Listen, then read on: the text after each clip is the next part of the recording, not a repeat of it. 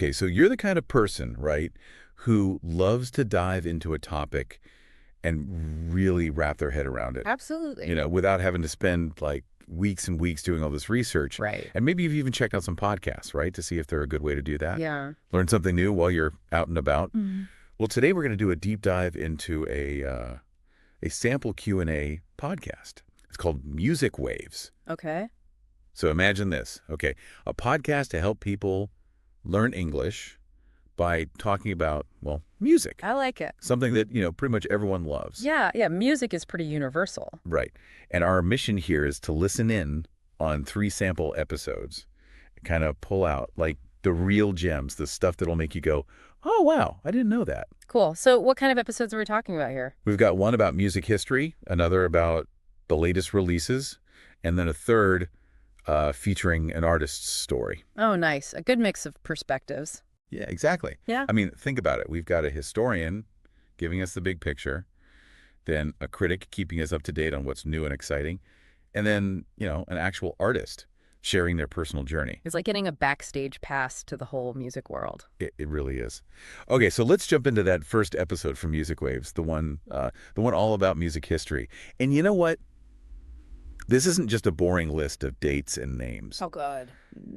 The historian really brought the evolution of rock music to life. I love that. They started way back in the 1950s with, that whole explosion of rock and roll. Yeah, yeah. That was a huge moment in music history. Right. And they talked about how that raw energy, like you could just feel it. It was connected to this like post-war sense of optimism, this rising youth culture. Oh, interesting. It wasn't just the music itself. It was the whole cultural context. Exactly. Like, how did rock and roll fit into the bigger picture of what was happening in society at the time? Well, the historian talked about how it actually challenged, like, the more conservative musical landscapes of the time. Oh, I see. So it was a reflection of those broader social shifts, the changing values and attitudes. Right, right.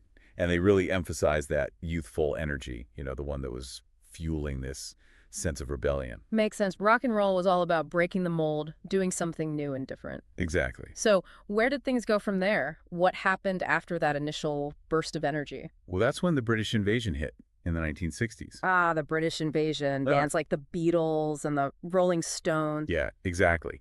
And it wasn't just that they were popular here. The historian actually argued that this back and forth between the U.S. and the U.K., this transatlantic exchange, it solidified rock music as this like global phenomenon. That's fascinating. So it was like American blues and rock and roll kind of boomeranging back across the Atlantic, getting filtered through a British lens. Yeah, and then like taking over the world. It's amazing how influential that cross-pollination of musical ideas was. It really is. And then, as if the 60s weren't already wild enough, right? Along came psychedelic rock. Oh, yeah. Psychedelic rock.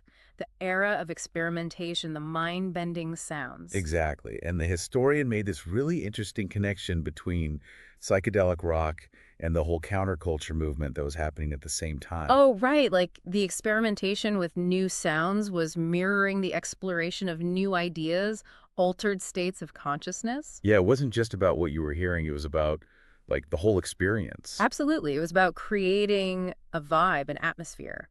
So how did psychedelic rock push the boundaries of popular music? What made it so different? Well, the historian talked about how bands started incorporating all these crazy studio effects. Oh, yeah, those trippy sounds and echoes. Right, and then like these long extended instrumental passages. Yeah, it wasn't just verse, chorus, verse anymore. And the lyrics often became more like abstract and surreal.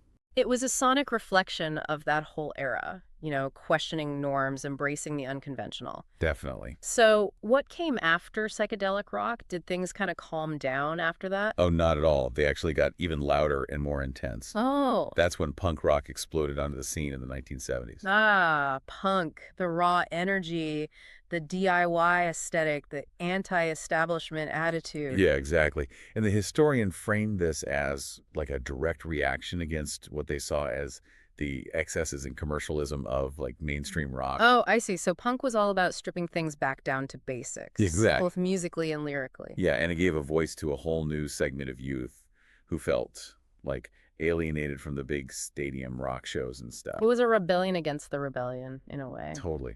And it's interesting how each of these movements They were all distinct, but they also kind of built upon or reacted against what came before them. It's like a musical conversation unfolding over time. Yeah, exactly. Hmm? And throughout this whole historical overview, the historian kept coming back to, like, the key players, the Beatles, the Rolling Stones, Led Zeppelin, Pink Floyd, Jimi Hendrix. Yeah, the icons of rock. Right. But it wasn't just like name dropping. They really dove into how each of these acts fundamentally reshaped, like the sound of rock music and influenced generations of musicians after them. Yeah, their influence is undeniable. But how did they actually change the sonic landscape? What made them so groundbreaking? Well, for example, they talked about the songwriting of the Beatles. It was so innovative for its time. Oh, yeah, those complex harmonies and chord progressions. And then, like, the sheer guitar virtuosity of Jimi Hendrix. I mean, the techniques he pioneered are still being studied today. Absolutely. He was a true innovator. Right. And they also discussed Led Zeppelin, Hmm. the way they fused blues, hard rock, and even folk elements to Yeah. create this sound that was both, like, powerful and super complex. Yeah, that was one of their signatures. And Pink Floyd, with their concept albums and their use of, like, atmospheric He soundscapes. really pushed the boundaries of what an album could be. Right. And it makes you wonder, which artist today will have that kind of lasting impact decades from now? Yeah, who will be the next generation of musical icons? It's an interesting question to ponder. It really is. But you know what else is interesting? The historian also pointed out that rock music wasn't just this isolated thing. Oh, right. It went way beyond the music itself. Totally. Like, it seeped into fashion. Think Okay. about the mod look or the punk aesthetic. Oh, yeah, the clothes, the hairstyles, the whole visual style. Right. And then, of course, it became the soundtrack for tons of films and TV shows, shaping how we visually and emotionally connected with those stories. It added a whole other layer of meaning and depth to those visual experiences. Absolutely. It was a truly immersive cultural force. It really was. And beyond just entertainment, the historian highlighted how rock music played a role in, like, these broader social and political movements. Oh, interesting. Like, how did musicians use their platform to engage with social issues? Well, they specifically mentioned the counterculture movement of the 60s, where music became, like, this anthem for anti-war protests and calls for social change. Right. The music gave voice to the hopes and fears of a generation. Exactly. And then in the 80s, you had the anti-apartheid movement, where musicians used their platform to raise awareness and advocate for justice. It's a powerful reminder of how music can be a force for social commentary, for bringing attention to important issues. It really can. And it makes you think about, how effectively popular music today engages with similar social issues. Yeah, are contemporary artists using their music to make a statement, to contribute to social change? That's a great question. Okay, so let's move on to that second episode from Music Waves, the one that focused on all the new releases. All right, let's hear what's fresh and exciting in the music world. Yeah, so we had a music critic on the show, and they were so enthusiastic about Billie Eilish's album. When We All Fall Asleep, Where Do We Go? Oh, I've heard of that one. Right. And the critic presented it as this, like, prime example of how pop music is constantly changing, pushing past, like, those traditional structures and lyrical themes. So it's not your typical, like, bubble gum pop? No, not at all. There's, like, a darker, more experimental edge to it. Interesting. So how does Eilish's music break the mold? What makes it different from more traditional pop? Well, the critic pointed out how she uses these, like, unconventional sonic textures. Oh, I see. She's playing with different sounds and production techniques. Yeah, and she's also willing to explore themes that are, maybe a little outside the mainstream pop comfort zone. It makes you think about what elements in contemporary pop today signal this kind of evolution, this willingness to experiment. It does, right? And the critic also had a ton of praise for Kendrick Lamar's album, Mr. Morale and the Big Steppers. Oh, I've heard good things about that one too. They described it as, like, deeply thought-provoking and socially conscious. That makes sense considering Lamar's previous work. Right, like really grappling with issues of identity, community, and social justice. It's encouraging that a critic is highlighting this kind of work in a discussion of new releases. It suggests that there's still a strong appetite for music with substance and intellectual depth. Totally. And it wasn't just about established artists, the ones who already have a big following. Oh, right. They also talked about some newer artists, the up-and-comers. Yeah, exactly. The critic shone a spotlight on Tame Impala, Lana Del Rey, and the 1975. And the thing they all seemed to have in common was, like, their innovative approaches within their respective genres. So each of them is bringing something fresh and unique to their particular style of music. Exactly. Like Tame Impala with their modern twist on psychedelic rock. Oh, that's cool. So they're kind of bringing back that 60s vibe, but with a 21st century sound. Yeah, totally. And then Lana Del Rey with her like cinematic and often kind of melancholic pop. It's like her music tells a story, paints a picture in your mind. Exactly.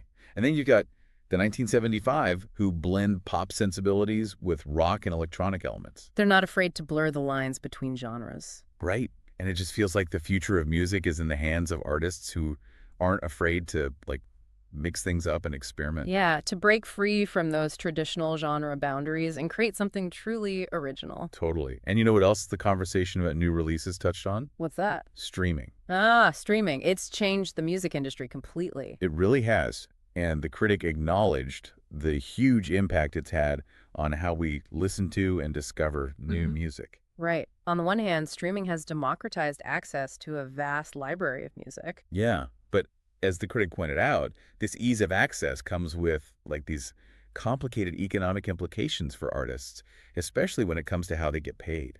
Raises important questions about how we value music in a world where it's so readily available. It really does. It makes you think about how your own listening habits have changed with the rise of streaming.